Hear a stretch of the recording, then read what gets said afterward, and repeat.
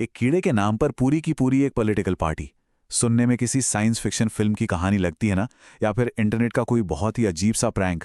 लेकिन सच कहूं तो ये भारत के डिजिटल परिदृश्य की सबसे नई और अकल्पनीय सच्चाई है। इस एक्सप्लेनर में हम डिकोड करेंगे कॉकरोच जनता पार्टी के अचानक हुए उदय को। ये एक ऐसा फिनोमिनॉन है जिसने सोशल मीडिया पर लिटरली तहलका मचा दिया है और मीम कल्चर को एक असल राजनीतिक और सामाजिक चर्चा में बदल कर रख दिया है। तो चलिए बिना किसी देरी के इस पूरे मामले की गहराई में चलते हैं। अब जरा इस फैक्ट पर गौर कीजिए। कॉकरोच जनता पार्टी, जिसे शॉर्ट में सीजेपी भी कहा जा रहा है, उसने लॉन्च होने के कुछ ही दिनों के अंदर इंस्टाग्राम पर 60 लाख, जी हां 6 मिलियन फॉलोअर्स का आंकड़ा पार कर लिया। ये सिर्फ एक वायरल मीम नहीं रह गया है। इस विशाल नंबर ने इस इंटरनेट जोक को एक ऐसी हकीकत में बदल दिया है जिसे मुख्यधारा की राजनीति भी अनदेखा नहीं कर सकती। इतनी तेजी से इतना बड़ा जन समर्थन मिलना अपने आप में एक बहुत बड़ी बात है। तो चलिए सबसे पहले चलते हैं पार्ट 1 की तरफ, द कोर्टरूम कैटलिस्ट। देखते हैं कि इस पूरी कहानी की शुरुआत आखिर हुई कहां से।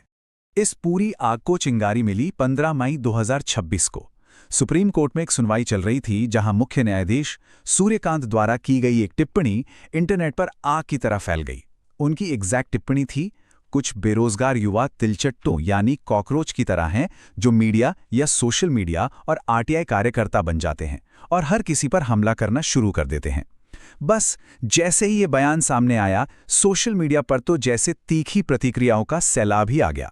हालांकि देखिए, अगले ही दिन यानी 16 मई को मुख्य न्यायाधीश ने अपना एक आधिकारिक स्पष्टीकरण जारी कर दिया। उन्होंने बिल्कुल साफ किया कि उनकी उस टिप्पणी का मकसद भारत के आम युवाओं को टारगेट करना बिल्कुल नहीं था। उनका इशारा उन लोगों की तरफ था जो फर्जी डिग्रियों का इस्तेमाल करके सिस्टम का गलत फायदा उठाते हैं।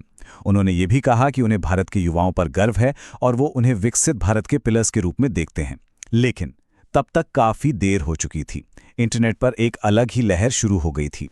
यहीं से शुरू होता है हमारा part 2, rise of the cockroaches. चलिए देखते हैं कि इंटरनेट ने इस विवाद पर अपना कैसा अनोखा रंग चढ़ाया। इंटरनेट की स्पीड को तो आप जानते ही हैं।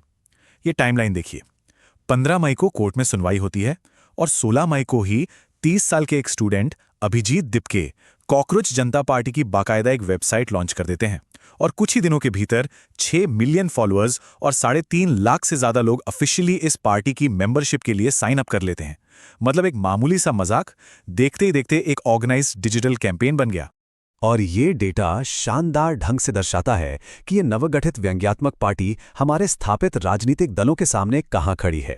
6 मिलियन फॉलोअर्स के साथ कॉकरोच जनता पार्टी ने आम आदमी पार्टी के 1.9 मिलियन को तो कब का पीछे छोड़ दिया है और अब ये बीजेपी के 8.7 मिलियन फॉलोअर्स के काफी करीब पहुंच गई है। ये तुलना अपने आप में ये बताने के लिए काफी है कि इस आंदोलन ने किस लेवल पर लोगों का ध्यान खींचा है। अब जरा इनकी मेंबरशिप के नियम सुनिए। इस पार्टी ने जेनजी और इंटरनेट कल्चर की नब्ज कैसे पकड़ी, वो यहां से पता चलता है। मेंबर बनने के लिए आपका बेरोजगार होना जरूरी है, शारीरिक रूप से आलसी होना जरूरी है, दिन में कम से कम 11 घंटे इंटरनेट पर बिताना तो मस्ट है, और हां, किसी भी मुद्दे पर प्रोफेशनली भड़ास निकालने का टैलेंट होना चाहिए। ये क्राइटेरिया पूरी तरह से हास्यास्पद और अजीब है, लेकिन सच कहूं तो इसी व्यंग्य ने युवाओं को इंस्टेंटली अपनी ओर अट्रैक्ट कर लिया। लेकिन बात सिर्फ हंसी मजाक तक नहीं रही। Part 3, the manifesto Wars. चलिए देखते हैं कि इस सटायर के पीछे कौन सी गंभीर मांगें छुपी हुई थी।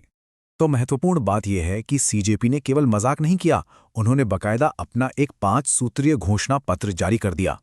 इसमें मुख्य न्यायाधीशों के लिए रिटायरमेंट के बाद राज्यसभा सीटों पर रोक, वैध वोट कटने पर मुख्य चुनाव आयुक्त पर सख्त कार्रवाई, संसद में महिलाओं के लिए 50% आरक्षण, कुछ बड़े कॉरपोरेट मीडिया घरानों के लाइसेंस रद्द करने और दल बदल करने वाले नेताओं पर सीधे 20 साल का बैन लगाने जैसी मांगें शामिल हैं।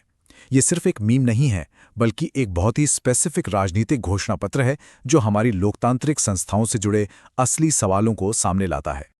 अब भाई, जहां एक राजनीतिक पार्टी बनेगी वहां विपक्ष का आना तो स्वाभाविक है ना। इंटरनेट ने तुरंत नेशनल पैरासिटिक फ्रंट या एनपीएफ के नाम से एक विपक्षी दल भी खड़ा कर दिया।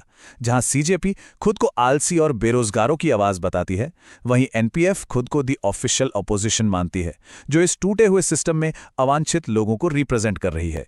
कुल मिलाकर इन्होंने एक पूरी तरह से नया और व्यंग्यात्मक राजनीतिक इकोसिस्टम ही बना डाला। इस पूरे फिनोमिनन को गहराई से समझने के लिए हमें एक कॉन्सेप्ट समझना होगा, पार्टिसिपेटरी सटायर यानी प्रतिभागी व्यंग्य। इसका मतलब क्या है? इसका सीधा सा मतलब है कि लोग सिर्फ चुटकुले देखकर हंस नहीं रहे हैं, बल्कि वो खुद उस पैरोडी मूवमेंट में एक्टिवली शामिल हो रहे हैं, ऑर्गेनाइज कर रहे हैं और मोबिलाइज हो रहे हैं। ये ट्रेडिशनल प्रोटेस्ट से बिल्कुल अलग है। ये डिजिटल युग में मीम पॉलिटिक्स के जरिए विरोध दर्ज कराने का एक नया ही तरीका है। और जब कोई इंटरनेट मूवमेंट इतना बड़ा हो जाए तो असली राजनेता भी पीछे नहीं रह सकते। Part 4 main stream political crossover. देखिए कैसे मौजूदा सांसदों और सुप्रीम कोर्ट के वकीलों ने इस मीम पार्टी के साथ पब्लिकली बातचीत शुरू कर दी। टीएमसी सांसद महुआ मोइत्रा ने पार्टी का मेंबर बनने की इच्छा जताई, जिस पर सीजेपी ने उन्हें लोकतंत्र के लिए जरूरी योद्धा कहकर वेलकम किया। वहीं सांसद कीर्ति आजाद ने जब पूछा कि भाई पार्टी में शामिल होने की क्वालिफिकेशन क्या है, तो पार्टी ने मजाक में कहा कि आपका 1983 का वर्ल्ड कप जीतना ही काफी है। यहां तक कि वकील प्रशांत भूषण ने भी अपना सपोर्ट दिखाया, लेकिन पार्टी ने उन्हें यह कह के डिस्क्वालीफाई कर दिया कि वो बेरोजगार नहीं है। इन इंटरैक्शंस ने इस मूवमेंट को एक अलग ही मेन स्ट्रीम विजिबिलिटी दे दी।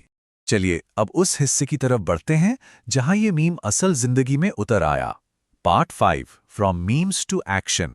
अब जरा इस नंबर को देखिए, 64 करोड़ 10 लाख। ये सिर्फ कोई रैंडम नंबर नहीं है।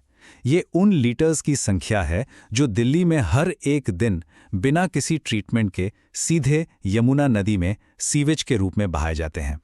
ये इस शहर के लिए एक बहुत ही गंभीर पर्यावरणीय संकट है।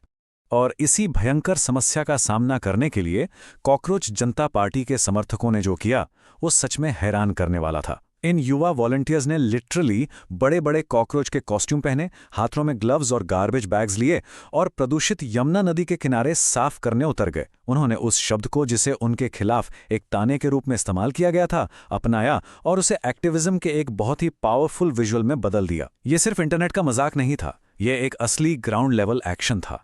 तो इस एक्सप्लेनर के अंत में एक बहुत ही जरूरी सवाल खड़ा होता है, क्या ये पार्टिसिपेटरी सटायर या प्रतिभागी व्यंग्य सिर्फ एक इंटरनेट का बुलबुला है जो कुछ दिन में फूट जाएगा, या फिर ये आज के युवाओं की, उनकी राजनीति और विरोध की एक बिल्कुल नई भाषा है? कोर्ट की एक टिप्पणी से लेकर मीम्स, मैनिफेस्टो और फिर सीधे नदी की सफाई तक का ये सफर हमें ये सोचने पर मजबूर जरूर करता है कि डिजिटल युग में नागरिक जागरूकता किस दिशा में जा रही है। इस एक्सप्लेनर में हमारे साथ जुड़ने के लिए आपका बहुत बहुत धन्यवाद।